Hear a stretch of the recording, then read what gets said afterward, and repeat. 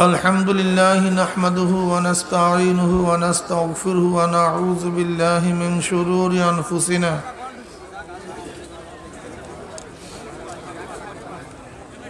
من يهد الله فلا مضل له ومن يضلله فلا هادي له ونشهد أن لا إله إلا الله وحده لا شريك له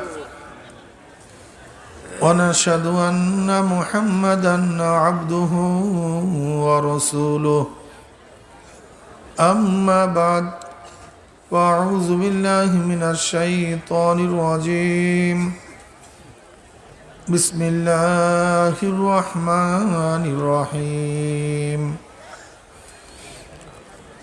يا أيها الذين آمنوا صلوا عليه وسلموا تسليما اللهم صل على سيدنا ونبي أعوذ بالله من الشيطان الرجيم بسم الله الرحمن الرحيم يا أيها الذين آمنوا اتقوا الله حق تقاته ولا تموتن إلا وأنتم مسلمون صدق الله المولى العظيم وصدق رسول النبي الكريم আল্লাহ পাকের বান্দা জনাব মুহাম্মদ রাসূলুল্লাহ সাল্লাল্লাহু আলাইহি ওয়াসাল্লামের উম্মতগণ, আল্লাহ পাক রব্বুল আলামিন আপনাকে আমাকে এই ফিতনা ফাসাদের জমানায় যখন তামাম দুনিয়ার থেকে ইসলাম মুসলমানদেরকে মিটিয়ে দেওয়ার ষড়যন্ত্র চলতেছে, তামাম দুনিয়ার মধ্যে ইসলাম মুসলমান থাকবে কি থাকবে না এই প্রশ্নের সৃষ্টি হয়েছে।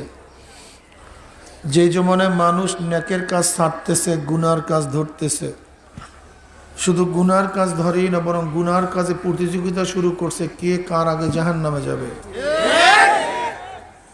যে জমানায় মানুষ নেকের কাজে আশ্চর্য হয়, গুনার কাজে স্বাভাবিক থাকে, যে জমানায় মুসলমান ইসলামের সবচেয়ে বড় দুশ্মন হয়ে গেছে। মুসলমান ইসলামের সবচেয়ে বড় দুশ্মন কোন মুসলমান? নামধারী মুসলমান। হ্যাঁ, সবচেয়ে খতরনাক, মারাত্মক। যদি আমি প্রশ্ন করি মুসলমানের শত্রুকে, আপনারা জবাব দিবেন ইহুদি, খ্রিস্টান, মুশরিক। তারা তো নিশ্চিত মুসলমানের শত্রু বটে, কিন্তু তাদের চেয়ে মারাত্মক শত্রু হলো নামধারী মুসলমান। আমি প্রায় উদাহরণ দেই, জঙ্গের জামালের মধ্যে 10,000 মুসলমান শাহাদাত বরণ করেছে। জঙ্গে সিফিনের মধ্যে 90,000 মুসলমান শাহাদাত বরণ করছে। 90,000। জঙ্গে জামাল এবং জঙ্গে সিফিনের মধ্যে 1 লক্ষ মুসলমান শাহাদাত বরণ করছে। এদের মধ্যে সবাই সাহাবী এবং তাবি, খুব দামি, অনেক গুরুত্বপূর্ণ ব্যক্তিত্ব, অনেক সম্মানিত ব্যক্তিত্ব শাহাদাত বরণ করছে। অথচ এই জঙ্গে সিফিন থেকেই যত ফিরকা, যত বিভেদ, যত ভাগ, এই শিয়া, খারিজি, রাফিজি, মুতাজিলি, জাবরিয়া, কাদরিয়া, মুআত্তিলা, এই সমস্ত ফিরকায় বাতিলা সহ যত ফিরকা, এটা সূচনায় হয়েছে জঙ্গে সিফিন থেকে। আজও পর্যন্ত এই ভাগ আছে, কিয়ামত পর্যন্ত হয়তোবা থাকবে। লেকিন এত কিছুর পিছনে শুধু একজন নামধারী মুসলমান ছিল, আব্দুল্লাহ বিন সাবা, একজন। কিন্তু ঘটনা তো ঘটছে মারাত্মক। কয়জন? একজন। হাজারো কাফের, আবু জেহেল, উতবা, সায়বা ডাইরেক্ট বিরোধিতা করে ইসলামের যে ক্ষতি না করতে পারছে, একজন নামধারী মুসলমান তার চেয়ে লক্ষ কোটি গুণ বেশি ক্ষতি করছে।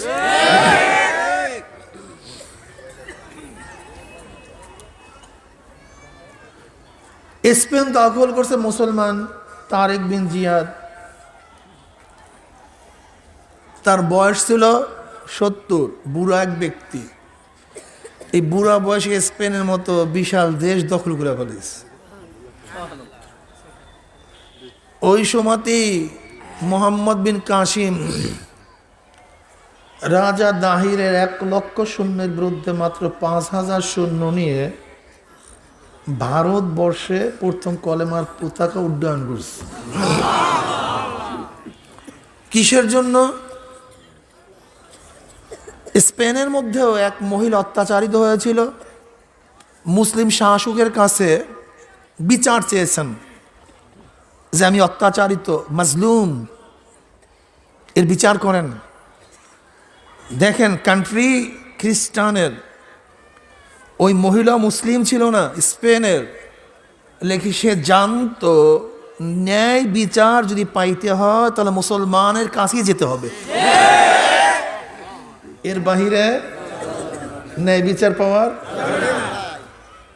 অনেকেই আপনারা মনে করেন মুসলমান যদি ক্ষমতা আসে হিন্দুদের কি অবস্থা হবে, খ্রিস্টানদের কি অবস্থা হবে। এইটা নিয়ে সবচেয়ে বেশি মাথা ব্যথা। আমর বিন আস রাদিয়াল্লাহু তাআলা আনহু ইরাকের গভর্নর ছিলেন। তার ছেলে মুহাম্মদ একদিন এক অশ্বরোহীর সামনে দাঁড়ালেন, বলছেন এই ঘোড়া তো আমার, এই ঘোড়া তোমার না, এই ঘোড়া আমার, আমার ঘোড়া আমাকে দিয়ে দাও। গভর্নরের ছেলে আমর বিন আস রাদিয়াল্লাহু তাআলা আনহু, তার ছেলের মধ্যে ভাবটা তো সেইভাবেই খ্রিস্টান ছিল। ঘোড়ার ওই ব্যক্তি আর ওই ব্যক্তি খ্রিস্টান ছিল। সে বলছে না ঘোড়া আমার। জুয়ান মানুষ, তাগড়া রক্ত, ধাম করে ব্যাত লাগাই দিস, চাবুক লাগাই দিস, বলছে ঘোড়া আমার। কিন্তু শোনো, যেহেতু আমার বাবা সম্মানিত সম্ভ্রান্ত গভর্নর, আমরা ভদ্র মানুষ, এর জন্য যদিও ঘোড়া আমার কিন্তু আমি তোমাকে দিয়া দিলাম, নেব না, কিন্তু ঘোড়া আমার। কিন্তু খ্রিস্টান বলতেছে না ঘোড়া তো আমার, আমাকে মারলেন কেন আপনি? এবার সে আর আমর বিন আস রাদিয়াল্লাহু তাআলার কাছে যান নাই। তিনি চিন্তা করছেন জায়গা মতো নালিশ দেব, সোজা মদিনার পথ ধরছে, ডাইরেক্ট মদিনার পথ। জমানাটা ছিল ওমর ইবনে খাত্তাব রাদিয়াল্লাহু তাআলা আনহু। তো বুঝেন শাসকটা কেমন। মদিনায় চলে আসছে খ্রিস্টান ব্যক্তি। সমস্ত ঘটনা বলার সাথে সাথে ওমর ইবনে খাত্তাব রাদিয়াল্লাহু বললেন, একে মেহমান খানায় নিয়ে যাও, শ্রদ্ধা সম্মানের সাথে রাখো, মেহমান নেওয়াজি করো। ওইদিকে ওমর ইবনে খাত্তাব রাদিয়াল্লাহু চিঠি লিখলেন আমর বিন আস রাদিয়াল্লাহু তাআলার কাছে। চিঠি পাইতে দেরি, তুমি এবং তোমার ছেলেকে নিয়ে আসতে যেন দেরি না হয়। চিঠি পাইতে দেরি, জলদি চলে আসো। চিঠি পাইতেও দেরি করছে আর যাইতেও দেরি করে নাই। যত সময় লাগছে, তৎকালীন সময় তো আর এরকম দ্রুত যানবাহন ছিল না। পাইতে দেরি, লেকিন রওনা করতে দেরি করেননি, চলে আসছে। সাক্ষী প্রমাণ নেয়ার পরে দেখে ঘটনা সত্য। গভর্নরের ছেলে অন্যায়ভাবে তাকে আঘাত করছে, অন্যায়ভাবে। এবার বাবার সামনে, সবার সামনে খ্রিস্টানের কাছে চাবুক দিছে। বাড়ি কয়টা লাগাইছে, ধাম ধাম লাগাইয়া দাও, ধাম ধাম। এবার খ্রিস্টান মজা করিয়া প্রতিশোধ গ্রহণ করছে। এবার ওমর ইবনে খাত্তাব রাদিয়াল্লাহু তাআলা আনহু চাবুক নিয়ে আবার তার হাতে দিছে। বলে এবার আমাকে দররা দাও। বলে কেন? কারণ কি, আমার খেলাফতের আমলে তোমার মতো খ্রিস্টানকে আমি নিরাপত্তা দিতে পারি নাই, কাজে দোষী আমি। শুধু ওর দোষ না, আমি তোমাকে নিরাপত্তা দিতে পারি নাই, কাজে আমাকেও তোমাকে চাবুক দিতে হবে, কারণ আমি মাফ করে দিলাম। এই হলো মুসলমান। আজকে যারা মনে করো যে মুসলমানরা জুলুম অত্যাচার করে, আসলে তোমার মুসলমান ইতিহাসই জানা নেই। 950, 750, 800 বছর পর্যন্ত এদেশের শাসক ছিল মুসলমান টানা। যদি মুসলমানরা বিজাতিদের উপর অত্যাচার করতো, অবিচার করতো, মন্দির ভাঙতো, মূর্তি ভাঙতো, তাহলে পাক ভারত উপমহাদেশে একটা হিন্দু থাকতো না, একটা মন্দিরও সব ভেনিশ হয়ে যেত। কিন্তু মুসলমান কার উপরে জুলুম করে না, অত্যাচার করে না, অবিচার করে না। এই যে বাবরি মসজিদ, এই বাবরি মসজিদ ইতিহাস কি? ইব্রাহিম কোতোয়াল নামে একজন গভর্নর ছিল অযোধ্যায়, জালিম প্রকৃতির। শকুন্তলা নামীয় একটা মেয়ে ছিল, সুন্দরী, সুশ্রী, আকর্ষণীয়। ইব্রাহিম কোতোয়াল বলছে শকুন্তলার বাবাকে, তোমার মেয়েকে আমার কাছে বিবাহ দাও। এখন শকুন্তলার বাবা হিন্দু, তার মেয়েও হিন্দু, ইব্রাহিম কোতোয়াল মুসলমান, বিবাহ দিবি কিভাবে? খুব চিন্তিত। কিন্তু বলছে কে? গভর্নর। উপায় আছে কোনো? কি করবে? বলতেও পারে না, সইতেও পারে না, অবস্থা খুবই খারাপ, চিন্তিত খুব। শকুন্তলা খুবই বুদ্ধিমত্তা এক মহিলা ছিলেন। তিনি বাবার এই অবস্থা দেখে বলতেছে, আপনি চিন্তিত কেন? কারণ তোমাকে বললে লাভটা কি, ফায়দাটা কি, কি লাভ? কারণ আপনাকে বলতে হবে কি হয়েছে। বলে এই ঘটনা। বলে কোনো টেনশন করিয়েন না। শকুন্তলা ইসলামের অবস্থা সম্পর্কে জানতো, সে বাদশাহ আলমগীর সম্পর্কে জানতো। সে বলছে কোনো টেনশন নেই, আপনি আমার জন্য দ্রুতগামী এক ঘোড়া নিয়ে আসবেন এবং পুরুষদের পোশাক নিয়ে আসবেন। তাই করা হলো। পুরুষের পোশাক নিয়ে আসছে, দ্রুত আমি ঘোড়া নিয়ে আসছে। হজরত জিন্দা পীর আলমগীর রহমতুল্লাহ আলাইহি তিনি প্রতি শুক্রবার জুমার পরে সরাসরি জনগণের কথা নিজের কানে শুনতেন, নিজে অভিযোগ শুনতেন। এটা তার একটা নিয়ম ছিল। দিল্লির মসজিদের বাহিরে সমস্ত লোক কাঁতার বন্দি হয়ে নালিশ দিত, তিনি মাঝখান থেকে শুনতে শুনতে হাঁটতেন। শকুন্তলাও ব্যাস সেই কাতারে দাঁড়ায় গেছে, পুরুষের পোশাক পরা, সমস্ত ছাড় আবৃত করা, চিনার কোনো কায়দা নেই। হজরত জিন্দা পীর আলমগীর রহমতুল্লাহ আলাইহি হাঁটতে হাঁটতে যখনই শকুন্তলার কাছে গেছে, চেহারার দিকে তাকায় দেখে তো পুরুষ না মহিলা, এ তো মহিলা। চক্ষুকে নিম্নগামী করছেন, পকেটের রুমাল বের করছেন, হাতের মধ্যে রুমাল পেঁচাইলেন। এবার তার থেকে অভিযোগ নিলেন, চিঠি নিলেন। দেখে ঘটনা এই, তাঁরই গভর্নর এই কাজ করছে, মুসলিম শাসক। অপেক্ষা করার সময় নেই, সোজা ছুটছে অযোধ্যার দিকে, সোজা সোজা অযোধ্যা গিয়ে পুষছে, সাক্ষী প্রমাণ সব নেয়ার পরে দেখে ঘটনা সত্য। এবার বাদশাহ আলমগীর রহমতুল্লাহ আলাইহি হুকুম দিলেন, ওকে যেহেতু মুসলিম গভর্নর, ও ক্ষমতার অপব্যবহার করার কারণে ও শাস্তি হলো ওকে ঘোড়ার পিছনে বেঁধে ওকে হত্যা করে দাও। বাস সেইভাবে বিচার করছে। বিচার করার পরে জিন্দা পীর আলমগীর রহমতুল্লাহ আলাইহি শকুন্তলার বাড়িতে গেছে, যায় নামাজ লাগছে, নামাজ পড়বে, বলে আমাকে এক গ্লাস পানি দাও, খুবই পিপাসা। শকুন্তলার বাবা বলতেছে, ঘটনা কি, আপনি এত তৃষ্ণাত কেন? কলে আমি শপথ করেছিলাম এর বিচার না করার আগ পর্যন্ত এক ঢোক পানিও পান করব না। আমি বিচার করতে পারছি, এখন পানি পান করতেছি। ইনসাফ কাকে বলা হয়? আদালত কি জিনিস, ইনসাফ কি জিনিস আমরা জানি না ইসলাম সম্পর্কে। এরপরে শকুন্তলার সেই বাড়িতে বাদশাহ আলমগীর রহমতুল্লাহ আলাই 2 রাকাত শুকরানা নামাজ পড়েন। শকুন্তলার বাবা বলছে আমি বিষয়ে সন্তুষ্ট, বিচার করার পরে শুকরিয়াতান যে নামাজ আপনি যেখানে আদায় করছেন কিয়ামত পর্যন্ত আপনার জাতি সেখানে নামাজ আদায় করবে। আমি এই জমিকে অক্ষ করে দিলাম, এই সেখানেই বাবরি মসজিদ। এ মুসলমান শাসক, এ তো 50 বছর পর্যন্ত শাসক ছিলেন, সম্রাট ছিলেন। কে? জেন্দাফির আলমগীর রহমান, যাকে আওরঙ্গজীব বলা হয়।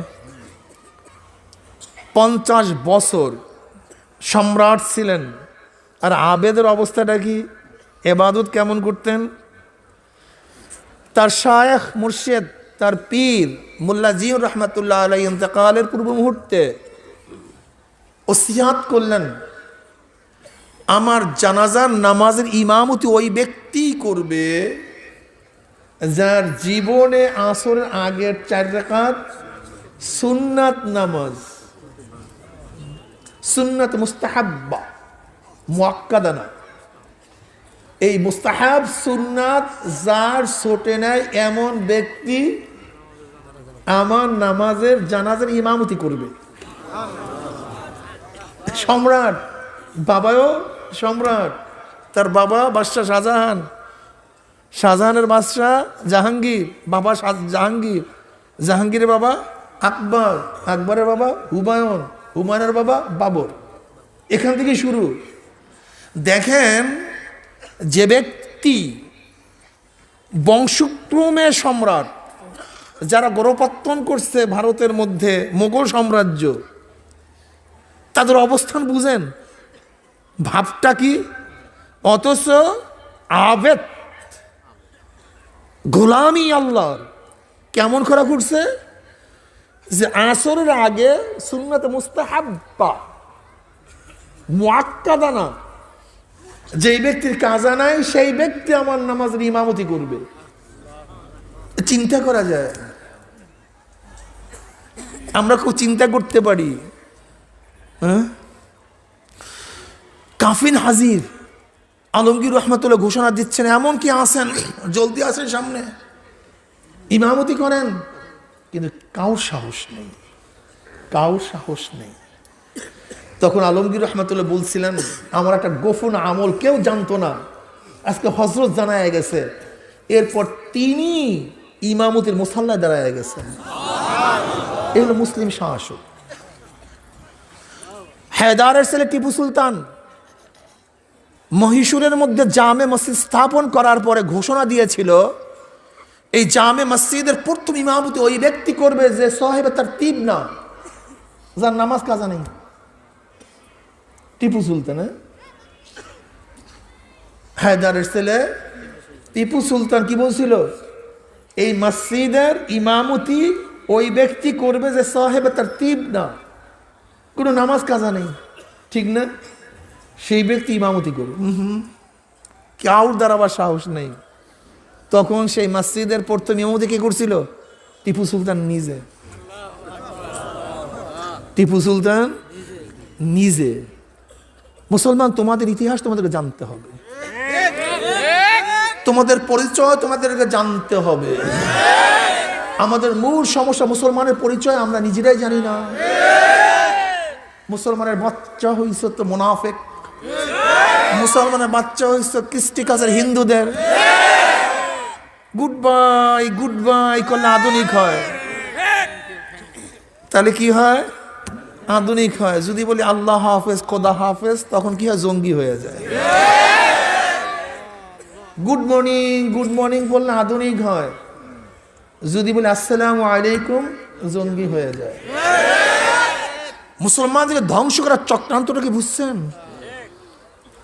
আসসালামু আলাইকুম বললে সাম্প্রদায়িক, গুড বাই বললে নন সাম্প্রদায়িক, আধুনিক। অথচ গুড বাই, গুড মর্নিং এগুলো সব খ্রিস্টানদের সংস্কৃতি। তা খ্রিস্টানদের সংস্কৃতি মানলে আধুনিক হয়, কিন্তু মুসলমানের সংস্কৃতি মানলে জঙ্গি হয়। এটা মাথার মধ্যে ঢুকাই দিস, এটা মাথার মধ্যে ঢুকাই দিস। নামধারী মুসলমান সবচেয়ে খতরনাক, সবচেয়ে খতরনাক, সবচেয়ে মারাত্মক নামধারী মুসলমান, সবচেয়ে মারাত্মক। আবুল ফজল ফাইজি, এই নামধারী আলেম, সরকারি আলেম, তল্পিবাহক আলেম, নোংরা আলেম, এই শয়তানগুলি যুগে যুগে ইসলামকে জবাই দিয়া ফেলাইছে, যুগে যুগে। বাদশাহ আকবর বলতো, मौलाना फैजी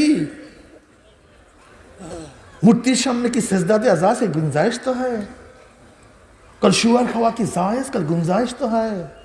शैतान যখন বাদশাহ আকবর যা বলতো কল গুঞ্জাইশ হয়, কলে অবস্থা না, হ্যাঁ ঠিক আছে, জায়েজ আছে, রুখসুত আছে।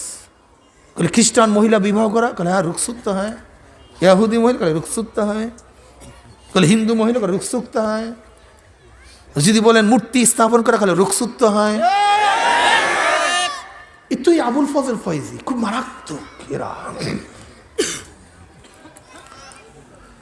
দেখেন যে স্পেন দখল করছিল তারেক বিন জিয়াদ মাত্র ৫,০০০ সৈন্য নিয়ে, ৯৫০ বছর পর্যন্ত মুসলমানের শাসন ছিল। জ্ঞান ও বিজ্ঞানের চরম শিখরে তারা পুষছে। যখন খ্রিস্টানরা জঙ্গলের মধ্যে হাফ প্যান্ট জাঙ্গিয়া বইরা সাপ কুচিয়া খাইতো, সেই সময় মুসলমান গোটা দুনিয়ার মধ্যে জ্ঞানের আলো ছড়াইয়া দিত। ৯৫০ বছর পর্যন্ত ধ্বংস হয়েছে নামদারি মুসলমান। আবু আবদুল্লাহ আবু দাউদ, আবু আবদুল্লাহ এই নামদারি মুসলমান। এই মাত্র টিপু সুলতানের কথা বললাম, 1899 ঈসাই সালে খ্রিস্টানদের সাথে হারার কি কারণ ছিল? নামদারি মুসলমান। কি কথা ঠিক না? মীর সাদেক। কে ভাই? মীর সাদেক, মীর সাদেক, মীর সাদেক। এরপরে দেখেন এই যে সিরাজউদ্দৌলা 1757 ঈসাই সালে হাঁটছে। কি কথা ঠিক না? কি ভাই? নামধারী মুসলমান। সে কে? মীর জাফর। এই যে নামধারী মুসলমান ইসলামের যে ক্ষতি করছে, করতেছে, খুব খবরদার। আজকে আমাদের অপসংস্কৃতি আমাদের মাথার মধ্যে ঢুকায় দেওয়া হচ্ছে। অপসংস্কৃতি কঠিনভাবে মুসলমানদের মাথার মধ্যে ঢিফাইয়া ঢিফাইয়া ঢিফাইয়া ঢিফাইয়া অপসংস্কৃতি ঢুকানো হচ্ছে। আজকে দেখেন একজন শিখ জন্ম হওয়ার পর থেকে মাথায় চুল রাখে, জন্ম হওয়ার পর থেকে দাড়ি কাটে না, মোষ কাটে না, কোনো পশমই কাটে না। একজন শিখ কোনো পশমই কাটে না। কিন্তু শিখদের কোনো মেয়ে তাদের সাথে বিবাহ অবস্থা আপত্তিও করে না। এই যে ডক্টর মনমোহন সিং, ভারতের প্রাইম মিনিস্টার, ডক্টর ভারতের প্রাইম মিনিস্টার ছিল সাবেক, তার দাড়ি, তার শিখদের দাড়ি, শিখদের মোষ, শিখদের পট্টি, শিখদের চুল, তাকে প্রধানমন্ত্রী হইতে বাধা দেয় নাই। কিন্তু আজকে মুসলমানের গোষ্ঠীর কি অবস্থা? কোন রকমের যদি মাস্টার্স পাস করে, তাহলে ইসলামের উপরে জবাই না দেওয়ার মাস্টার্স পাস সহি হয় না। প্রথম দাড়ি কাটতে হবে, টুপি ফালাইতে হবে, ইসলামী লেবাস ছাড়তে হবে, এটা ফার্স্ট।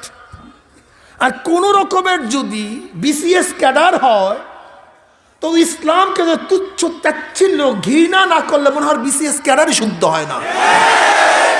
অথচ কয়েকদিন আগে, কয়েক মাস আগে ভারতে বিমান বাহিনীর প্রধান বাংলাদেশে আসছিল।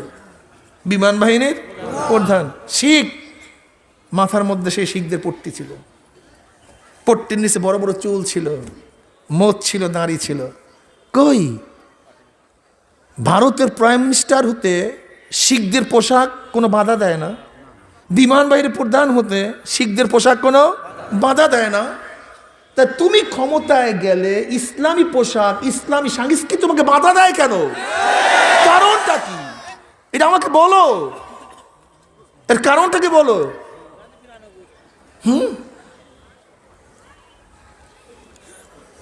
ভারতের প্রাইম মিনিস্টার বাজপেয়ী বাংলাদেশে আসছিল, কি পইরা? ধুতি। ভারতের প্রাইম মিনিস্টার ধুতি পরিয়া বিদেশ সফর করতে কোনো লজ্জা হয় না, আপত্তি নাই, আপত্তি থাকে না। আর মুসলমানের বাচ্চা ইসলামী লেবাস পরিয়া কলেজে যাইতে আপত্তি কেন? ইউনিভার্সিটি বলে যাইতে আপত্তি কেন? হ্যাঁ, বিসিএস ক্যাডার হইতে আপত্তি কেন? 1000 কোটি টাকার মালিক হইতে আপত্তি কেন? শিক্ষিত হইতে আপত্তি কেন? সংসদ যাইতে আপত্তি কেন? কারণটা কি? আমেরিকার সংবিধানে কি লেখা? খ্রিস্টান ব্যতীত কেউ আমেরিকার প্রেসিডেন্ট হতে পারবে না। তারা নন সাম্প্রদায়িক হয়, যদিও কথা ছিল সাম্প্রদায়িক। আর আমাদের ইসলামের কথা বললি আমরা সাম্প্রদায়িক। আমেরিকার সংবিধান কি বলে? বাইবেলের উপরে হাত রেখে শপথ করতে হবে। তাদের ধর্মীয় গ্রন্থকে শ্রদ্ধা করলে সাম্প্রদায়িক হয় না। আর আমাদের ধর্মীয় গ্রন্থের কথা বললেই আমরা কি হয়ে যাই? সাম্প্রদায়িক হয়ে যাই। আর এই নামধারী মুসলমানের গোষ্ঠী এইটা বলিয়া বেড়ায় এর সাথে ইসলামের কি সম্পর্ক? এর সাথে ইসলামের কোনো সম্পর্ক নাই, এর সাথে কোরআনের কি সম্পর্ক নাই। কোরআনের সম্পর্ক আছে, তোর সাথে কোরআনের সম্পর্ক নেই। ইসলামের সম্পর্ক আছে, তোর সাথে ইসলামের সম্পর্ক নাই। আছে তো ইসলামের সম্পর্ক, কিন্তু তোর সাথে নেই।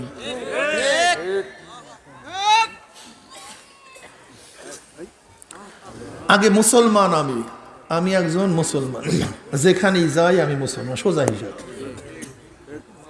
হ্যাঁ, আমি কি? আমি কলেজে যাব, ইউনিভার্সিটিতে, ক্যামব্রিজে, অক্সফোর্ডে, এমনকি আমেরিকার হোয়াইট হাউসেও যদি আমি প্রাইম মিনিস্টার প্রেসিডেন্ট হই, আমি তখন মুসলমান। তুমি দেখো নাই শেখ সাহেবের অসমাপ্ত আত্মজীবনের মধ্যে কি লিখছে? আমাদের 2টা পরিচয়, সে নিজেই তো লিখে। আমাদের কয়টা পরিচয়? আমরা প্রথম মুসলমান, তারপর বাঙালি। আমরা প্রথম কি? আমরা প্রথম মুসলমান, এরপর বাঙালি। কিন্তু আমাদের কি অপকৌশলে শুধু বাঙালি, আমরা বাঙালি, আমরা বাঙালি। খুব কঠিন ষড়যন্ত্র চলতেছে, খুব কঠিন। আমরা শুধু বাঙালি না, আমরা বাঙালিও না, আমরা বাংলাদেশি। আমরা শুধু বাঙালি বা বাংলাদেশি নই, আমাদের প্রথম পরিচয় কি? তুই সবাই বলেন না কেন করেন? এটা মাথার মধ্যে নাও, কলিজার মধ্যে ঢুকাও। আমার প্রথম পরিচয় কি? হ্যাঁ, ইন্নানি মিনাল মুসলিমিন, আমি মুসলমান। এইটা আমার ফার্স্ট পরিচয়। ইসলামের সাথে যদি আমার বাবার টক্কর লাগে, ভাঙবে কে? ইসলাম না বাবা? ইসলামের সাথে মার টক্কর লাগলে, ভাইয়ের টক্কর লাগলে, স্ত্রীর টক্কর লাগলে, ছেলের টক্কর লাগলে, মেয়ের টক্কর লাগলে, ব্যবসার টক্কর লাগলে, দলের টক্কর লাগলে, নেতার টক্কর লাগলে, সব ভেঙ্গে যাবে, ইসলাম ভাঙবে না। ইসলাম আগে।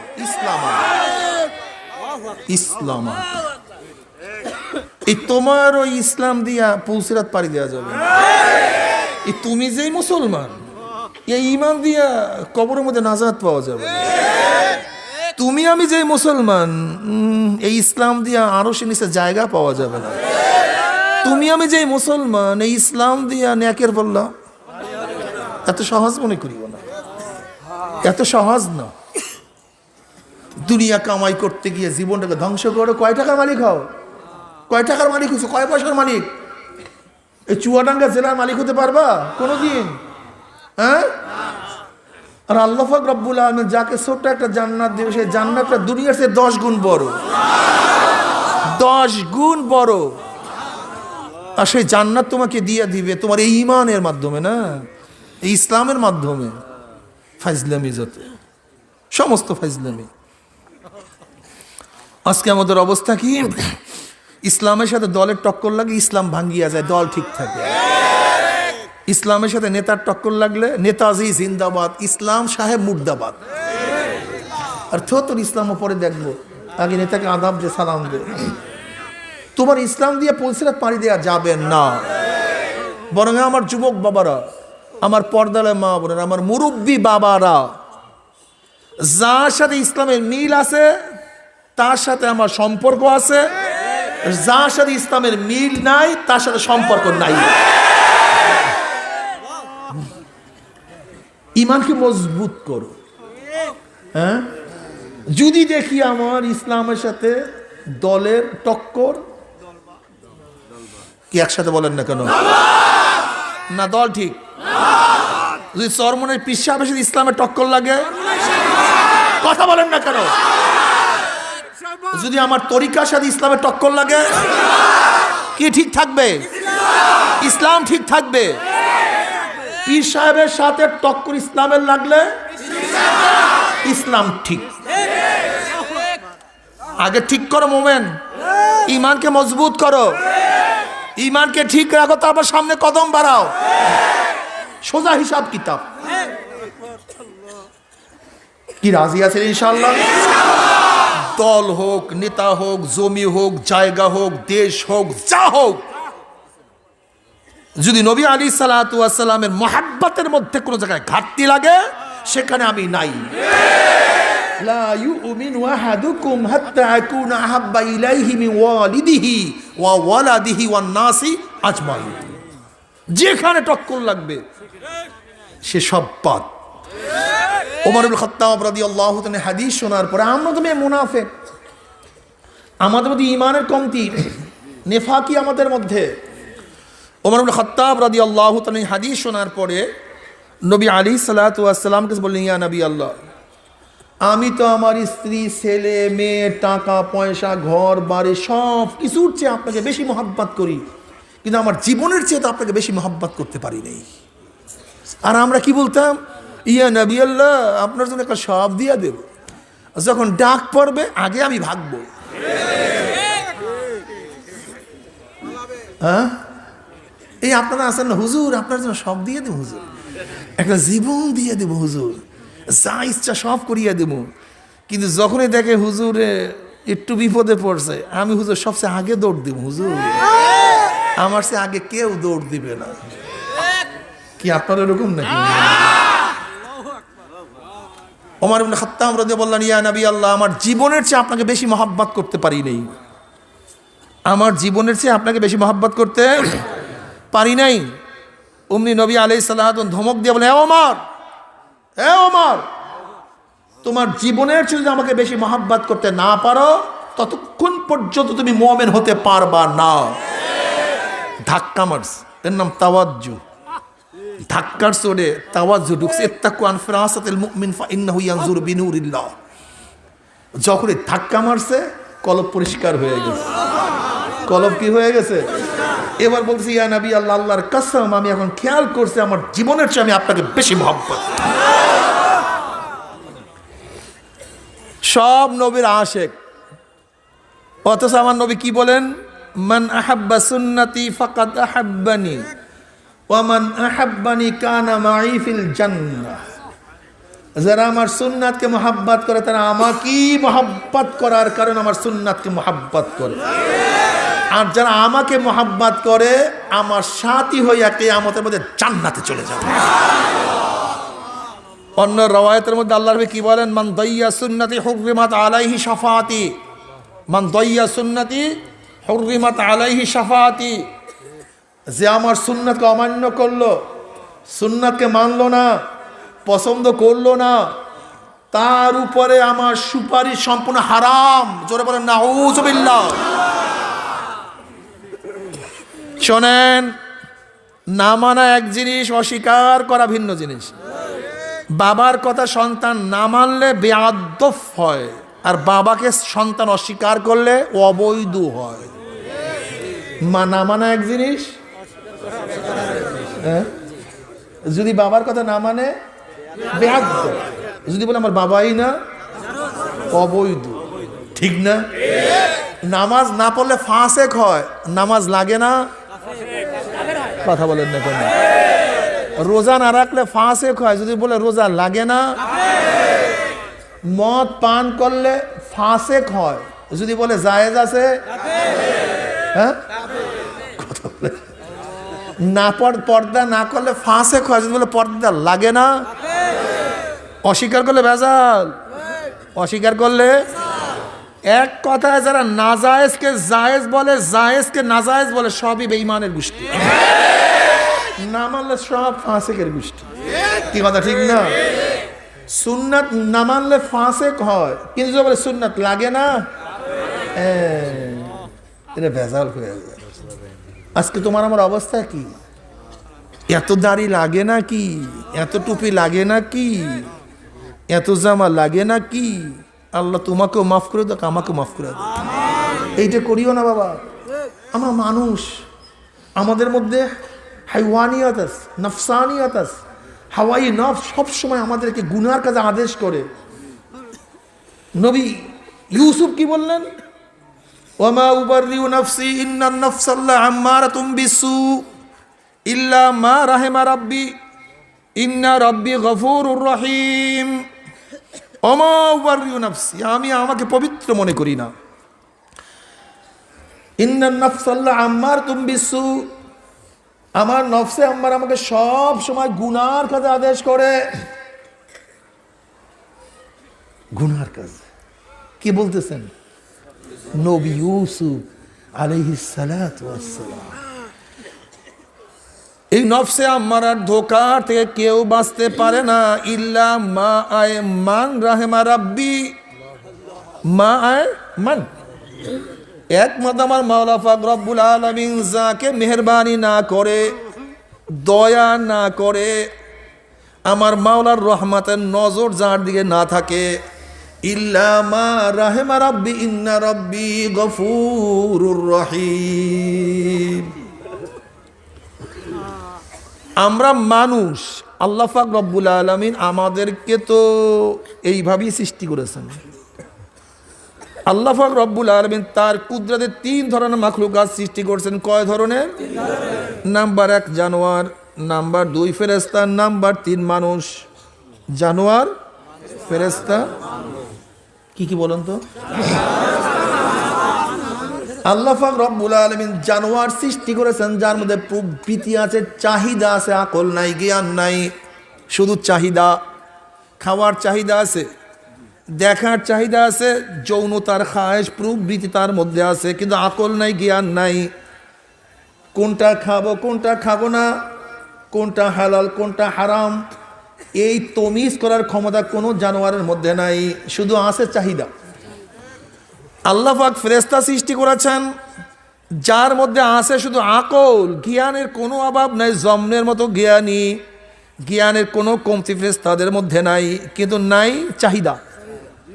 কোনো ফেরেশতাদের মধ্যে সিনেমার কোনো আকর্ষণ নাই, কোনো ফেরেশতাদের মধ্যে সুন্দর মেয়েদেরকে তাকাবার কোনো আকর্ষণ তার মধ্যে নাই, কোনো ফেরেশতার মধ্যে মদ খাওয়ার চাহিদা তার মধ্যে নাই, কোনো ফেরেশতার মধ্যে যৌনতার চাহিদা তার মধ্যে নাই, শুধু জ্ঞান আর জ্ঞান, জ্ঞান আর জ্ঞান। জানোয়ারের মধ্যে আছে চাহিদা, নাই জ্ঞান। ফেরেশতাদের মধ্যে আছে জ্ঞান, নাই চাহিদা। উভয় সমন্বয় মানুষ, উভয় সমন্বয়। বুঝেন? খুব কঠিন না? মানুষের মধ্যে চাহিদাও আছে, জ্ঞানও আছে, সিনেমা দেখার আকর্ষণ আছে, আবার মাওলা পাক বলেন জ্ঞান তার মধ্যে দিয়া দিছে।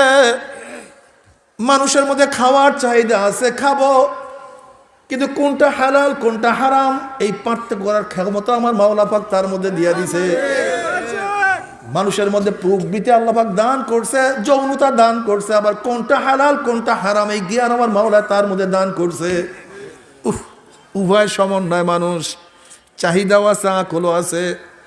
যেই মানুষটা তার আকল দ্বারা, জ্ঞানের দ্বারা তার চাহিদাকে কন্ট্রোল করতে পারবে, আমার মাওলা পাক রব্বুল আলামিন ওই মানুষটাকে ফেরেশতাদের চেয়ে দামি বানায়া দিবে। ওয়ালাকাদ কাররামনা বানি আদম। যেহেতু ফেরেশতাদের মধ্যে তো চাহিদাই নেই, ওর সিনেমা না দেখার মধ্যে এমন কি ফাউকিয়াত, ওর মেয়েদের টাকা না তাকাবার মধ্যে এমন কি ফাউকিয়াত, ওর মদ পান না করার মধ্যে এমন কি আশ্চর্য, ওর গুনাহ না করার মধ্যে এমন কি হিকমত, ওর তো চাহিদাই নেই। কি কথা ঠিক না? যেই মানুষটা তার জ্ঞান দ্বারা, তার আকলের দ্বারা তার চাহিদাকে কন্ট্রোল করতে পারবে, বন্ধুরা মদ খায় আমি মদ পান করব না, আমার সাথী সুদ খায় আমি সুদ খাবো না, আমার পিয়ন ঘুষ খাইয়া বিশাল বিল্ডিং বানাইয়া ফেলাইছে, আমি বহুত বড় অফিসার না, আমি হারাম খাবো না। যেহেতু আমার নবী আলাইহিস সালাতু ওয়াস সালাম ফরমাইছেন, ইজা ওয়াকাত লুকমাতুম মিনাল হারামি ফি বাতনি ইবনে আদম লাআনাহু কুল্লু মালাকিন ফিস সামাই ওয়াল আরদ মা দামাত তিলকা লুকমাতু ফি বাতনিহি ওয়া ইন মাতা আলা তিলকাল হালাত ফামাওয়াহু জাহান্নাম। যেই বনি আদমের পেটের মধ্যে এক লোকমা হারাম ঢুকবে, হারাম ঢুকার সাথে আসমান এবং জমিনের সমস্ত ফেরেশতারা তার উপর লানত বর্ষণ করতে থাকে। ওয়া ইন মাতা আলা তিলকাল হালাত ফামাওয়াহু জাহান্নাম। ওই অবস্থায় যদি সে ব্যক্তি মারা যায় তার ঠিকানা জাহান্নাম। জোরে বলেন নাউযুবিল্লাহ। আমি খাবো না হারাম, আমি হারাম খাবো না, আমি হারাম। মুসলিম শরীফে হাদিসের মধ্যে আসছে, এক সাহাবী প্রশ্ন, ইয়া নবী আল্লাহ, কোনো ব্যক্তি যদি আল্লাহর রাহে শহীদ হয়ে যায় তার গুনার অবস্থা কি হবে? সব মাপ, সব মাপ। একটু পরে নবী আলাইহিস সালাতু ওয়াস সালাম বলেন, হে আমার স্বামীজি, কি বললাম এইমাত্র, কি বললাম?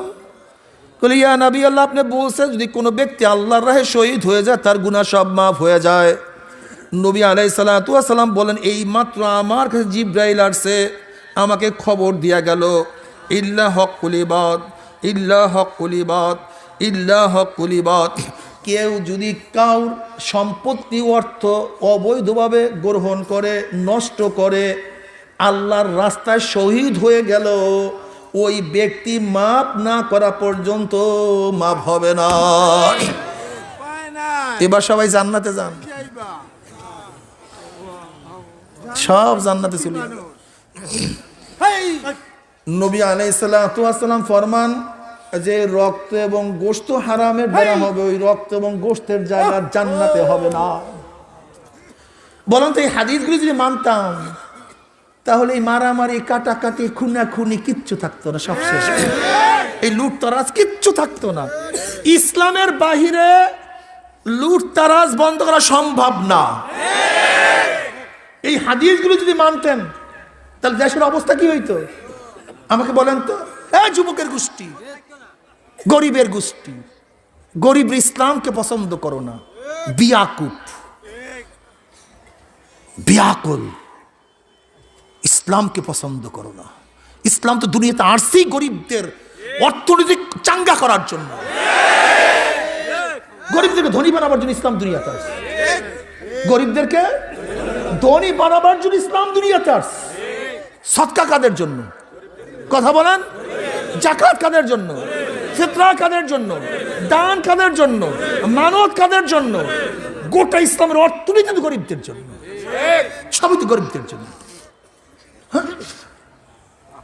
বোকারানগুলি ইসলামকে পছন্দ করে না, ইসলাম মানতে চায় না, নালায়েক, কমবক্ত, জ্ঞানহীন। গোটা ইসলাম তো গরিবদের জন্য।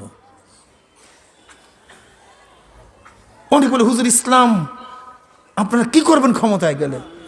আমি বললাম, এক কথায় বলবো? হ্যাঁ। বলে, বর্তমানে যে কাজ হয় তার চেয়ে 70 গুণ কাজ বেশি হবে, 70% কাজ বেশি হবে। বলে, বলেন টলেন কি? বলে, হ্যাঁ। বলে, কি হবে?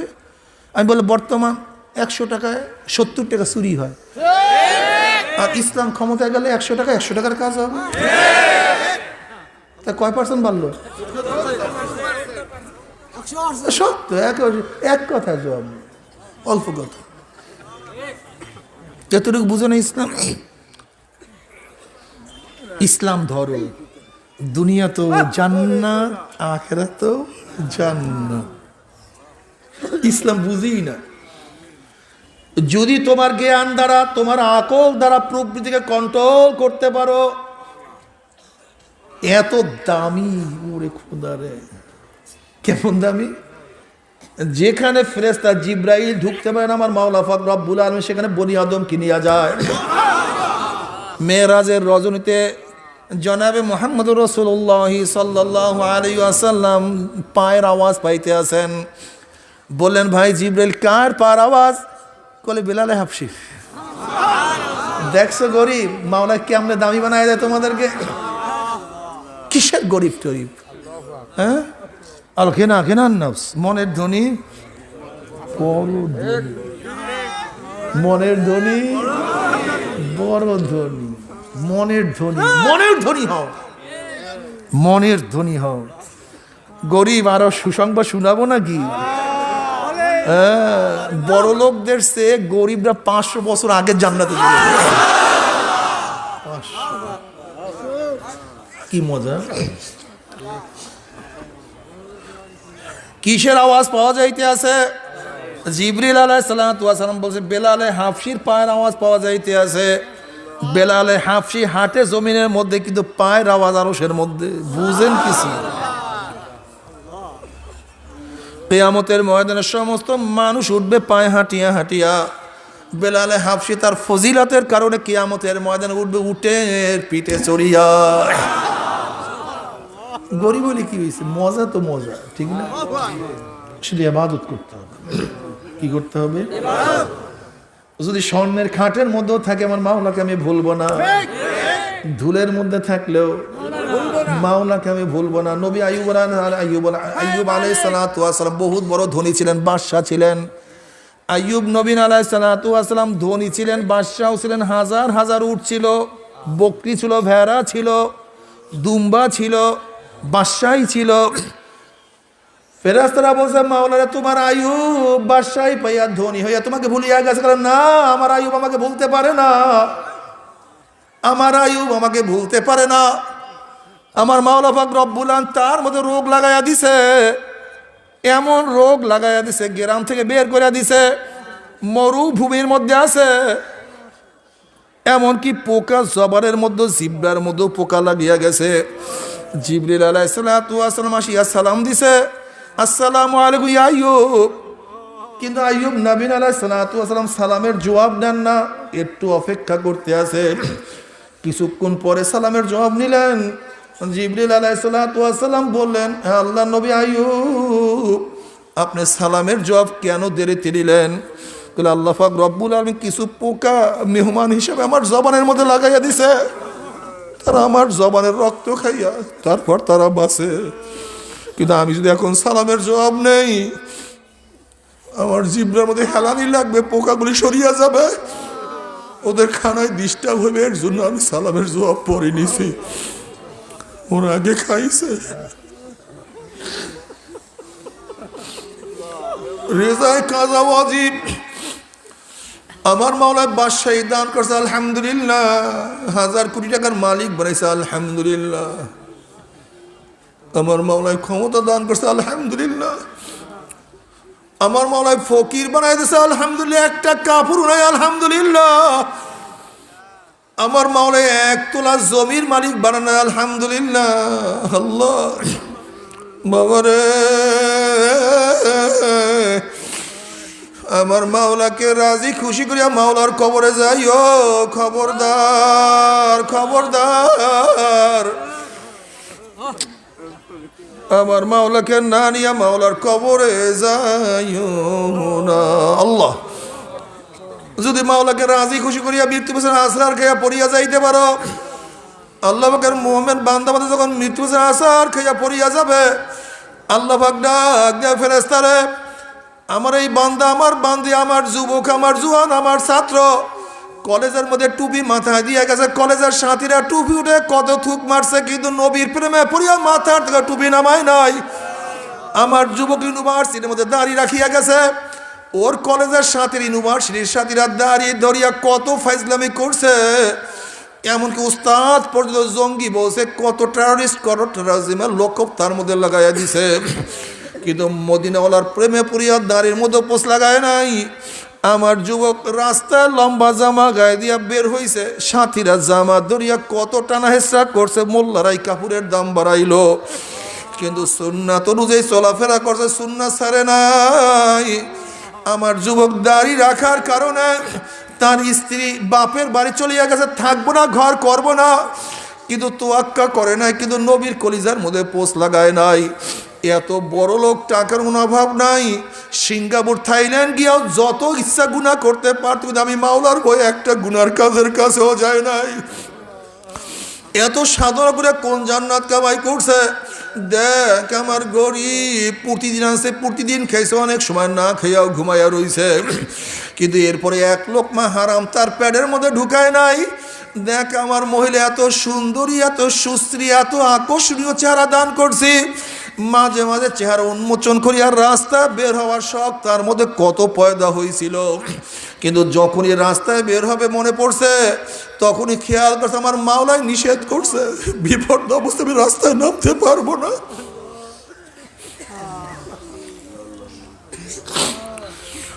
দেখ আমার অসুস্থ, উঠতেও পারে না, বসতেও পারে না, কিন্তু নামাজের সময় মাওলাকে সেজদা দিতে ভুল করে নাই।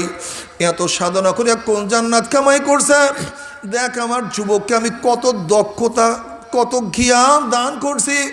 দুনিয়ার রাজনীতি করলে বহুত বড় লিডার হইতে পারতো, এমপি হইতে পারতো, মিনিস্টার হইতে পারতো, কিন্তু আমার যুবক দুনিয়ার ক্ষমতার মধ্যে লাথি মারিয়া আমি মাওলাকে এমন ধরা ধরছে,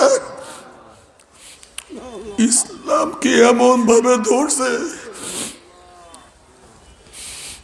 দুনিয়া সব কিছু ত্যাগ করছে, ইসলামকে ত্যাগ করে নাই। এত সাধনা করিয়া কোন জান্নাত কামাই করছে। দেখ আমার যুবক এত আকর্ষণীয় চেহারা আমি দান করছি, কত মেয়ের অবস্থা। আসো বন্ধু, আমার সাথে প্রেম করার জন্য আসো, আসো বন্ধু নোট বিনিময় করার জন্য আসো, আসো বন্ধু আড্ডা মারার জন্য আসো। কিন্তু আমার যুগে স্পষ্ট ঘোষণা দিয়েছি, নিয়া খাফুল্লাহ, আমি মাওলাকে ভয় করি, তোমার সাথে কথা বলতে পারবো না। এত সাধনা করিয়া কোন জান্নাত কামাই করছে। খবরদার, খবরদার, ওই জান্নাত খানা না দেখাইয়া রুহু কবজ করবি না। আল্লাহর কসম করিয়া বলিয়া থিয়া গেলাম, আল্লাহ পাকের মোমেন বান্দা মধ্যে যখন মৃত্যু আসার খাইয়া পড়িয়া যাবে, হঠাৎ স্বপ্নের মধ্যে দেখতে পারবে জান্নাতের দরজাগুলি টাস টাস করিয়া খুলিয়া গেছে, জান্নাতের হুর গেলমানরা জাওয়াহিরের মালা নিয়ে দাঁড়াইয়া রইছে। বলবে আল্লাহ তাখাফু ওয়ালা তাহজানু ওয়া আবশিরু বিল জান্নাতিল্লাতী কুনতুম তুআদুন।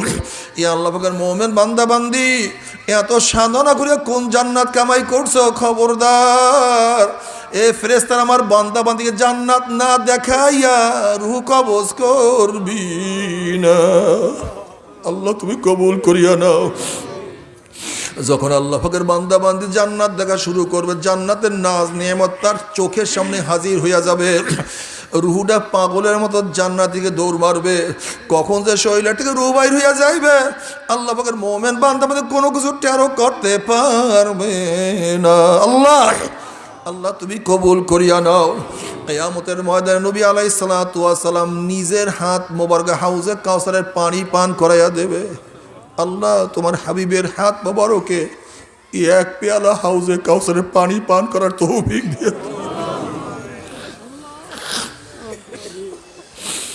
বুখারী শরীফের মধ্যে রওয়ায়াত আছে, এক পেয়ালা হাউজে কাউসারের পানি পান করলে লাম ইয়াজমা আবাদা, মান শারিবা লাম ইয়াজমা আবাদা, 50,000 বছরের মধ্যে পানির পিপাসা লাগবে না। কি যে মজা! নবীর নিজের হাতে পানি পান করো। আল্লাহ তুমি কবুল করিয়া নিও। আমল নামা ডাইন হাতে পড়িয়া যাবে, নেকের পাল্লা ওজন হইয়া যাবে। ওয়াইন মিনকুম ইল্লা ওয়ারিদুহা কানা আলা রাব্বিকা হাতমান মাকদিয়্যা সুম্মা নুনাজ্জিল্লাযীনা ইত্তাকাও ওয়া নাযারুয যালিমিনা ফীহা জিসিয়্যা। আল্লাহ পাকের মুমিন বান্দাবাদী মুত্তাকিনরা পুসরাত পাড়ি দিয়ে আমার মাওলার জান্নাতে চলিয়া যাবে। জান্নাতের মধ্যে আমার মাওলার তরফ থেকে সালামুন কাওলাম মির রাব্বির রহিম, আমার মাওলার তরফ থেকে শান্তি আর শান্তি। অশান্তি কি জিনিস আর কোনোদিন দেখা লাগবে না। আল্লাহ, আল্লাহ তুমি আমাদের সবাইকে জান্নাত দিয়া দিও। কিন্তু আমার বেনমাজি বাবারা, এ হারাম খোরের দলেরা, এ বেপর্দা জেনাকারের দলেরা, এ সুদ খোশ হারাম খোরের দলেরা, এ দুনিয়ার পাগলের দলেরা, বাবারা আমার ফের রাগ করিও না। তুমি তোমার কবর রওনা করছো, আমি আমার কবর রওনা করছি। তুমি তোমার প্রশ্নের জবাব দিবা, আমি আমার প্রশ্নের জবাব দিব। কিন্তু কি নিয়ে রওনা করছো রে বাবা? নাফরমান বদমাশ বেঈমান যখন মৃত্যু বছর আসার খাইয়া পড়িয়া যাবে, আল্লাহ পাক ডাক দিয়ে ফেরেশতারে, এই নাফরমান নামাজ কাজা করিয়া রোজা সারিয়া দিয়া বেপরদা জিনার মধ্যে মশগুল হইয়া দুনিয়ার ক্ষমতার পাগল হইয়া কোন জাহান্নাম কামাই করছ, জাহান্নাম খানা না দেখাইয়া রুহটাকে কবজ করিস না। আল্লাহর কসম করিয়া বলিয়া থুইয়া গেলাম, নাফরমান বদমাশ বেঈমান হঠাৎ স্বপ্নের মধ্যে দেখতে পারবে জাহান্নামের দরজাগুলি টাস টাস করিয়া খুলিয়া গেছে, জাহান্নামের আগুন দাউ দাউ দাউ দাউ করে জ্বলতে আছে। আল্লাহ তুমি মাফ করিয়া দাও। আজরাইলের মাথা আসমানে পাও তার জমিনে একান মাসিক আর একান মাগরিবের নীল রঙের দিঘির মতো বড় বড় দুইটা চক্ষু, গোটা দুনিয়া বরাবর বিশাল একটা শরীর, আবার সমস্ত শরীরের গোড়া সমস্ত শরীরের মধ্যে লম্বা লম্বা কালো কালো পশম, আবার সমস্ত পশমের গোড়া দিয়ে শুধু আগুনের ঝিলকি বাইর হইতে আছে। বাবারে বিপদ দেখলে মানুষের হুঁশ থাকে না, যেরকম কোন মানুষের সামনে পাগলা কুকুর পড়িয়া গেলে মানুষের হুঁশ থাকে না, সামনে বিষাক্ত সাপ পড়িয়া গেলে মানুষের হুঁশ থাকে না, কারোর সামনে সিংহ বাঘ পড়িয়া গেলে মানুষের হুঁশ থাকে না, বিপদ দেখলে মানুষের হুঁশ থাকে না।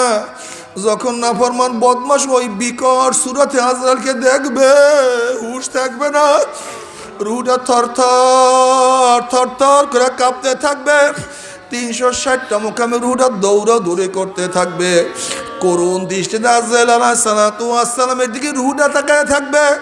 আজরাইল আলাইহিস সালাতু ওয়াস সালাম গোস্ব আর রুহটার পরে এমন জোরে থাবা মারবে, থাবার চলে কলিজার রগগুলি সিরিয়া সিরিয়া নিয়ে যাইবে। এ বড় লোক বাবারা, ও আমার বড় লোক বাবারা, যদি আমেরিকায় গিয়েও চিকিৎসা করাও না কেন, লন্ডন গিয়েও চিকিৎসা করাও না কেন, ওপেন হার্ট সার্জারি করো না কেন, কিডনি পরিবর্তন করো না কেন, যতই ব্লাড চেঞ্জ করো না কেন, যতই তোমাকে সেলাইন পুশ করুক না কেন, যতই কোরামিন খাওয়াক না কেন, মাওলার আজরাইল থেকে তোমাকে আমাকে আর কেউ রক্ষা করতে পারবে না, কেউ রক্ষা করতে পারবে না। আল্লাহ তুমি আমাদের সবাইকে মাফ করিয়া দাও। বাবারে দুনিয়ার খেলা শেষ হয়ে গেল, গাড়ি গাড়ির জায়গায় ঠিকই আছে, বাড়ি বাড়ির জায়গায় অবস্থান করতে আছে, টাকা পয়সার অভাব নাই, ব্যাংকের মধ্যে প্রচুর টাকাও মজুদ আছে, কিন্তু যেরকম বিদেশে মাল পাঠাবার সময় মালকে প্যাকেট করা হয়, ঠিক তদ্রুপ তোমাকে আমাকে চিরদিনের জন্য কবরে পাঠাবার জন্য 3টা কাপড় দিয়ে প্যাকেট করা শুরু হয়ে যাবে। 2 দিন আগে 2 দিন পরে প্যাকেট কিন্তু একদিন হইতেই হবে। ও নাফরমানের দলেরা, ও দুনিয়াদারের দলেরা, 2 দিন আগে 2 দিন পরে প্যাকেট কিন্তু একদিন হইতেই হবে। আল্লাহ তুই আমাদের সবাইকে মাফ করিয়া দাও। আল্লাহ নবী আলাইহিস সালাতু ওয়াস সালাম ফরমান, যখন নাফরমান বদমাশ বেঈমানকে কবরের দিকে নিয়ে রওনা করবে, তখন নাফরমান বদমাশ বেঈমান স্বপ্নের মধ্যে চিল্লাইবার বলবো, ও আমার ছেলে, ও আমার বাবা, ও আমার বন্ধু, আমার ভাই, তোমরা আমাকে কোথায় নিয়ে যাও?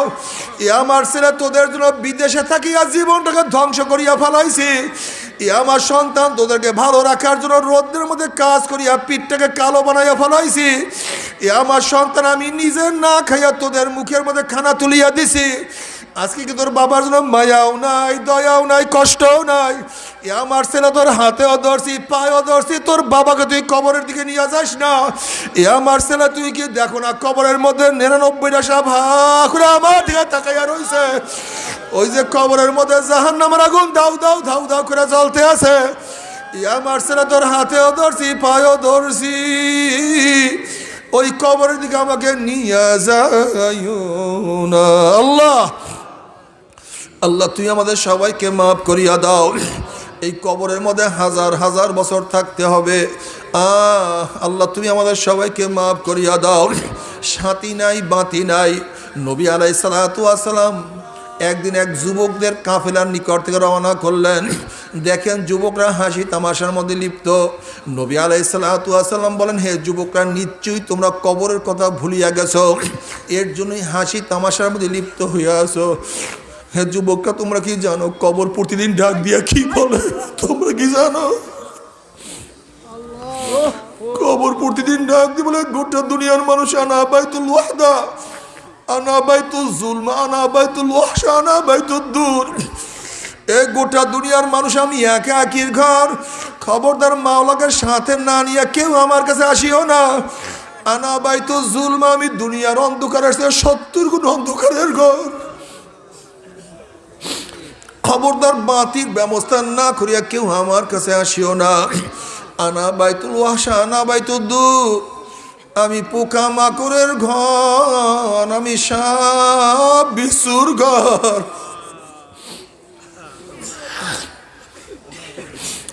পূর্তি কান্না নিয়া কেউ আমার কাছে আসবা না। আল্লাহ তুমি আমাদের সবাইকে মাফ করিয়েই দাও। এই কবরের মধ্যে হাজার হাজার বছর থাকতে হবে।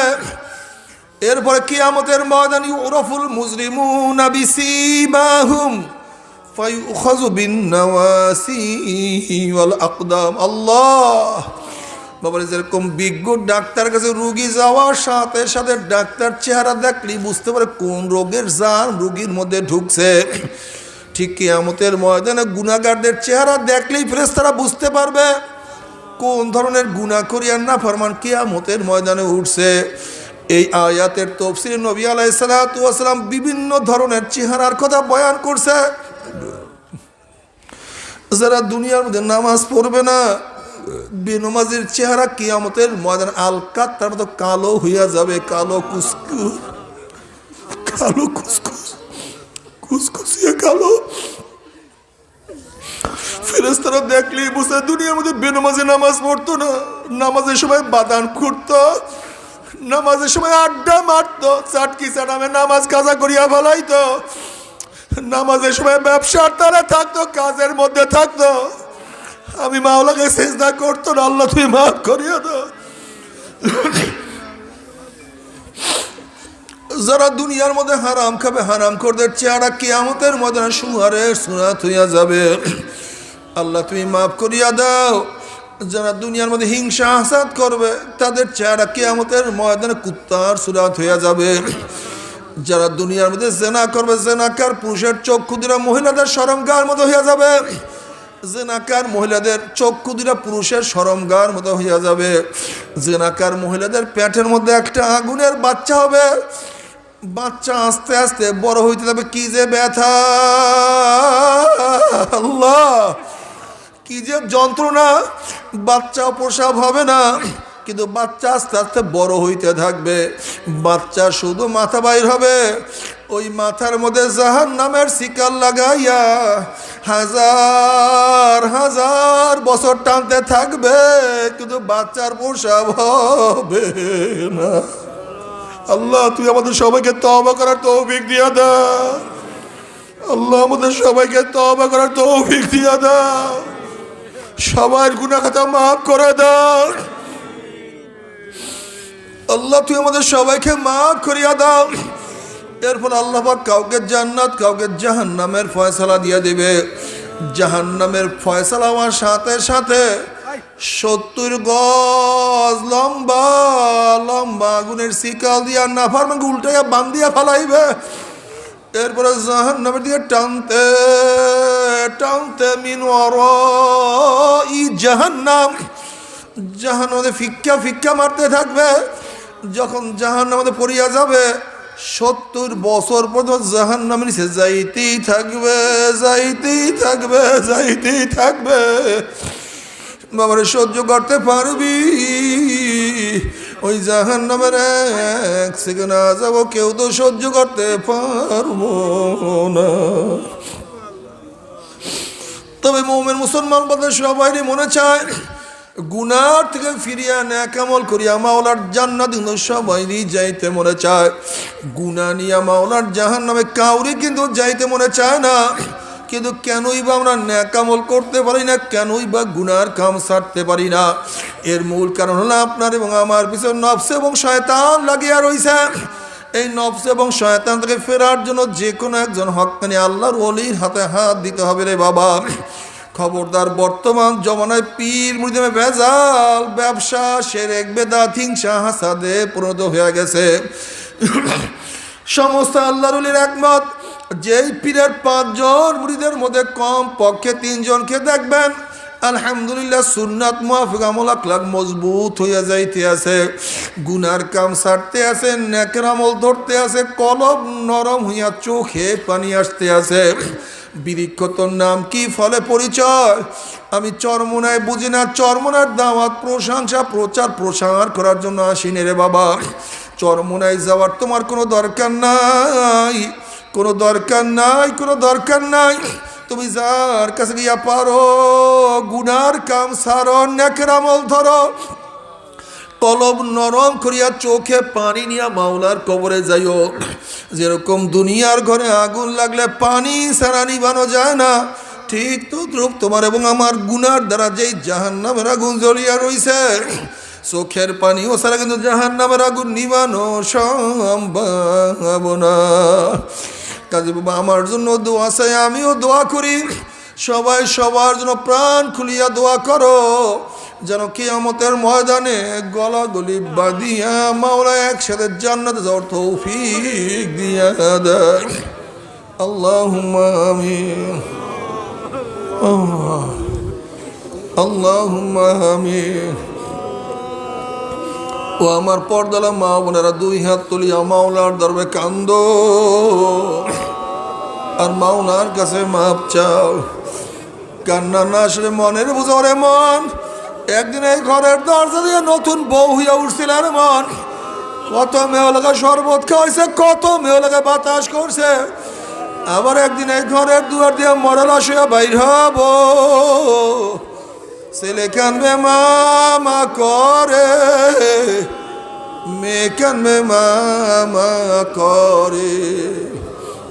ওরে মন জবাব তোমার দিব না। আল্লাহ আল্লাহ কত আলেম ওলামাদের হাত তুললাম রে মাওলা। আল্লাহ কত সাদা দারুয়ালা ভাইদেরকে নিয়ে হাত তুললাম রে মাওলা।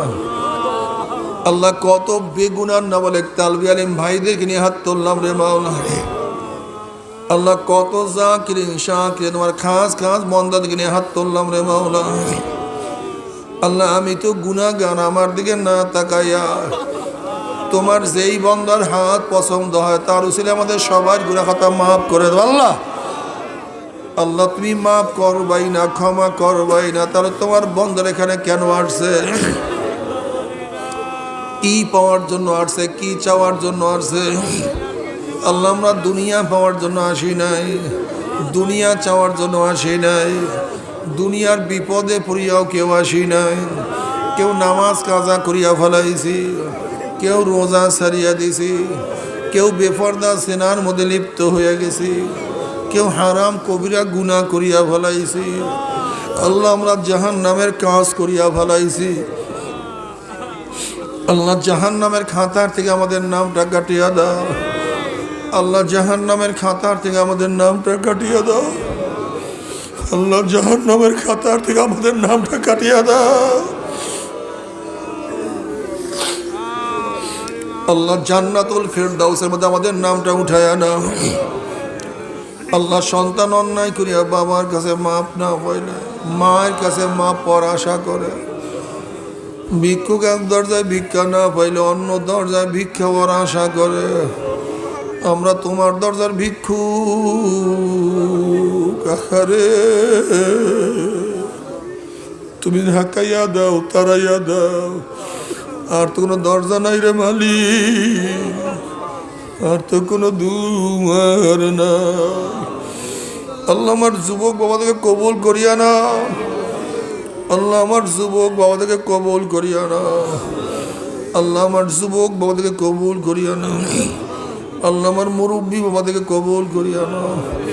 আল্লাহ আমার মা বোনদেরকে কবুল করিয়া না। আল্লাহ আমরা যারা হাত তুললাম জানি না কার মা নাই, বাবা নাই, স্ত্রী নাই, সন্তান নাই, দাদা নাই, দাদু নাই, নানা নাই, নানু নাই, ভাই নাই, বন্ধু নাই। আল্লাহ যত মোমেন মোমেনাত, যত মুজাহিদরা কবরে শুয়ে রয়েছে সবার কবর আযাবকে মাফ করে দাও। খাস করে আমাদের শায়খ ও মুর্শিদের কবরকে জান্নাতের বাগিচা বানায় দাও। মা দাদা সহ তামাম দুনিয়ার মাশায়েখদের মাকামকে জান্নাতের মধ্যে বুলন্দ করে দাও। আমাদের আহলা ওলাদকে তোমার খাস গোলাম বান্দি কবুল করে নাও। ربنا هب لنا من أزواجنا وذريتنا قرة أعين واجعلنا للمتقين إماما رب ارحمهما كما ربياني صغيرا وصلى الله تعالى على خير خلقه محمد وآله وأصحابه وأزواجه وأتباعه أجمعين وارحمنا معهم